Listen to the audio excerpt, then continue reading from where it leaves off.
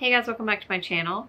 Today I wanted to share with you a video that I have seen a lot of people do. I think Becca from Becca and the Books was the first person to do this quite a few years ago. And I love this concept. And so I'm going to be doing my own version of it. I haven't decided yet if it's going to be a 6-month or a year-long thing. But basically, as the title suggests, this is These Books Will Self-Destruct. I feel like at this point, most of these books have been on my shelf long enough that 6 months is enough. I would love your thoughts down below. I would also love your thoughts as I go through these books on which ones you think are books that I should really prioritize to try to read in the next 6 months versus letting them get unhauled. But basically the concept of this, if you've never seen one of these videos, is that I'm going to show you some books that have been on my shelf for quite a long time and that I just am never drawn to reading. And if I haven't read them by the time the time runs out, then I will be unhauling them. So with that said, let's jump into these books and I'll tell you about these lesser seen books on my channel. So I actually have two that have been sitting aside as books that I had already told myself before I decided to do this, that if I haven't read them by the end of the year, I would be unhauling them. And both of them are books that I want to read. I just never reach for them. So the first of those two books is Go Tell It on the Mountain by James Baldwin. And this is, I think, maybe the second time I've ever read the synopsis on this. But it's basically about a coming-of-age story about this boy in Harlem who discovers that he is the stepson, well, not discovers, but coming to terms with his identity as the stepson of a minister, and it has to do with his struggles, his spiritual and sexual and moral struggles. And I really want to read this now. I mean, I've always wanted to read this. It actually was gifted to me way back in the day by Adam from Memento Mori. And I just have never prioritized it, and probably because I read the synopsis that one time and then never read it again. But yeah, so this is one that I have several times been like, I'm going to read that, and then haven't. So I feel like I'm going to get to this one before I have to unhaul it, but that's the first one. And then the second of those two is Valet by Charlotte Bronte. So this is about a girl named Lucy Snow who is without family or friends, and she goes to England to be a governess or to work at a boarding school. I imagine it's very much just like a day-to-day of her life situation, kind of like Jane Eyre was. And if I'm being honest, I wasn't the biggest fan of Jane Eyre, and I think that's what's put me off reading this one, is that I just haven't really super been drawn to it after reading Jane Eyre. I thought Jane Eyre was beautifully written. I just, you know, I'm not here for the romance between her and Rochester. So I am interested in this, and having read the synopsis, I'm kind of like, and I feel like maybe this could be a really good book to read, like, if I am planning to maybe take a solo trip of my own, and this might be a really good one to read for that. So cautiously optimistic. See, here I am telling you I want to read all of these after I just told you that these are books that I don't tend to reach for and am not as interested in. Maybe I just need to go back and read all the synopsises of all the books on my bookshelf, and I will feel differently about them. And then I have 3 books from the SF Masterworks editions. I got a lot of these as like a Christmas present a while ago when I was really into these editions, and they've just sat on my shelf for a while. The first one is Christopher Priest's The Prestige, which I think there's a movie of this. It's about two illusionists who are like battling back and forth, and it's like intense and potentially deadly. And I read the inverted wheel, the inverted something city. I don't know, a book about a city that's moving. I read that book by Christopher Priest and really liked it. So I then got this one because of that, but then have never felt particularly drawn to picking it up. I'm not huge into the like illusionist, magic, fantasy aspects of books. So this one I still don't feel particularly drawn to. So then The Child Garden by Jeff Ryman. This one is about, so this is, I think, like climate change fiction. So like this is post-apocalyptic and now London is semi-tropical. It says that the young are raised in child gardens and educated by viruses.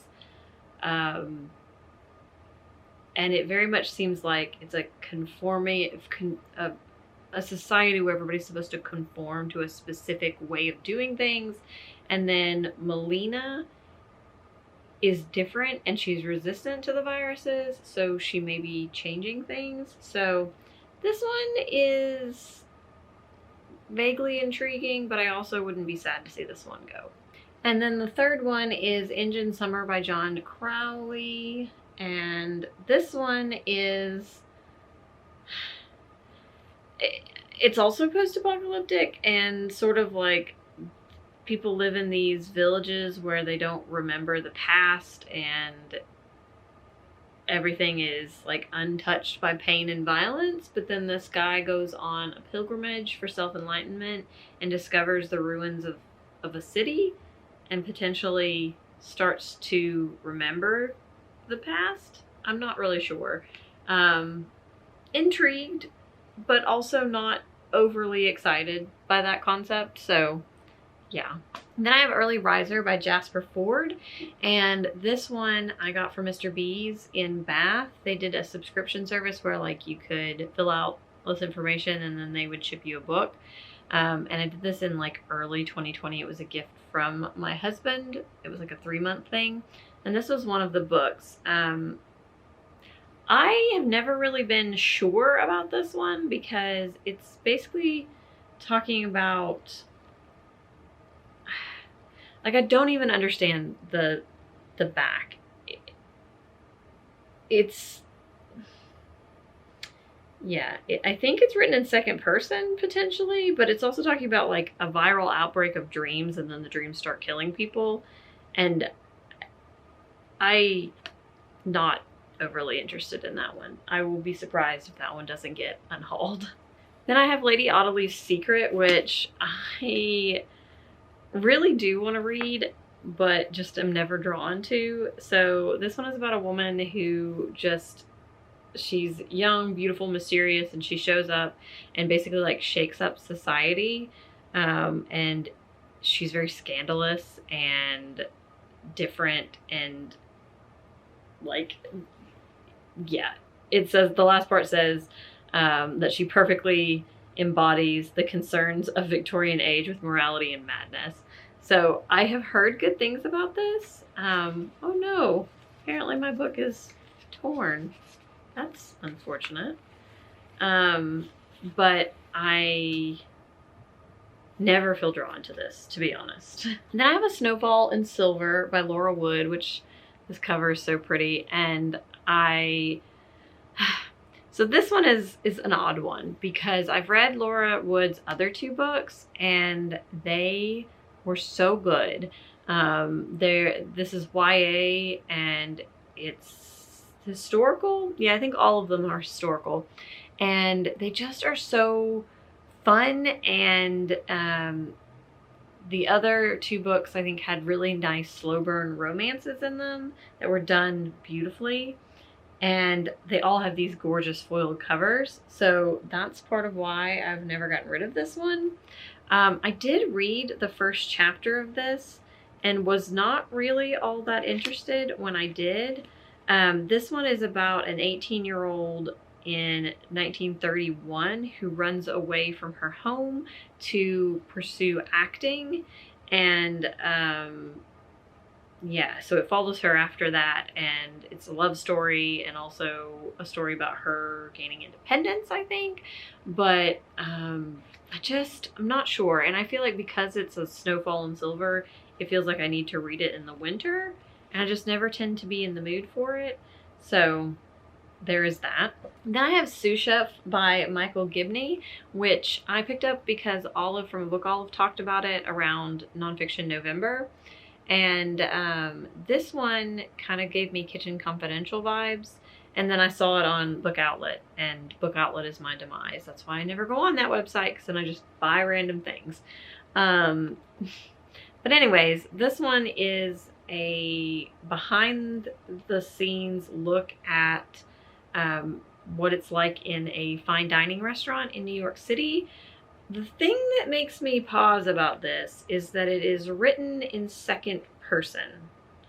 So like it keeps saying you, and like you say and you do, and not sure if that's gonna work for me.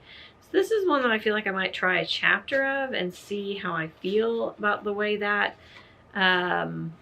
choice interacts with the content. But yeah, so there's that one.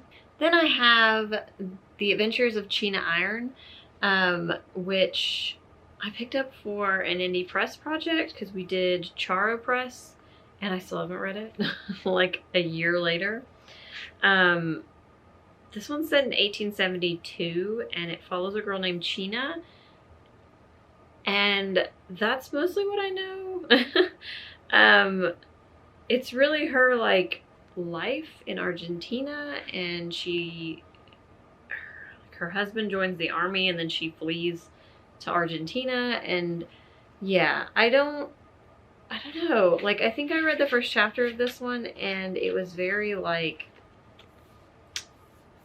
gritty, and I feel like I'm not often in the mood for gritty, so that's really why I haven't been drawn to this one. But I still would really like to read this. This is a work in translation, and then the Instagram account, is it Books with Henny or Books to Henny or something like that? I will link his Instagram down below, has raved about this. So I don't know. This is one that I go back and forth on. And then the last one is A Burning. This one was on the, oh, I'm blanking on what the name of that prize is. It was on a prize list though. And I was super interested in it when I initially read about it. And I think this is about a girl who gets accused of a terrorist attack on a train because of something she wrote on social media. And then there's somebody that would have an alibi for her, but being that alibi would destroy his life. So very interconnected, interesting story. But I also have seen mixed reviews on this, and that's really why I've gone back and forth. I still feel like I would enjoy this, but I just am never drawn to picking it up. So these are the books that will self-destruct in 6 months. I'm going to go with 6 months. I thought about it, and for me, most of these books have been on my TBR for over a year already. So, and some of them for multiple years. So I feel like giving them another 6 months, and if I have not read them by the end of 2022, then they will be going off of my TBR. So if you have any strong feelings about any of these books, I would love to hear them down in the comments below. Either way, whether I should just unhaul them or whether you really love them and I should make sure that I prioritize reading them, please let me know, and I will do a follow-up to this video closer to the end of the year to let you know how I did and whether I read any of them or whether I unhauled any of them. So yes, I hope you guys are having a wonderful day, and I will see you next time. Bye!